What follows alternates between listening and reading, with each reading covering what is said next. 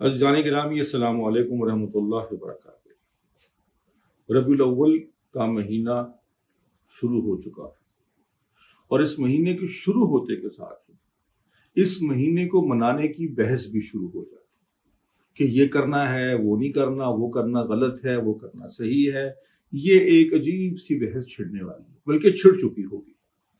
تو میں آپ کو ایک ایسا فارمولا دوں ربیع الاول کو منانے کا کہ اگر آپ اس پہ چلیں، کوئی اس فارمولے پہ آپ کے اعتراض نہیں کر سکے گا، اور اتنا فائدہ ہوگا جتنا کہ آپ سوچ سکتے ہیں۔ اور وہ یہ ہے کہ اس مہینے میں دو کام کریں۔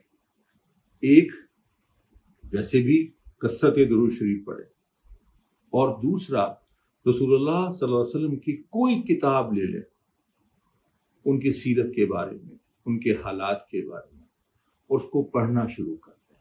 روزانہ پڑھیں، خود پڑھیں، گھر والوں کو پڑھائیں، دوستوں کو وہ واقعات سنائیں، دوستوں سے وہ واقعات شیئر کریں، اپنے بچوں کو پڑھائیں، اور اس مہینے میں خصوصی طور پہ سیرت طیبہ کا مطالعہ اور اس کو اپنانے کا عزم کر لیں۔ یہ وہ طریقہ ہے اس مہینے کو منانے کا، کوئی آپ پہ اعتراض نہیں کر سکے گا۔ اللہ تعالی ہمیں سیرت پہ عمل کی توفیق نصیب فرمائے۔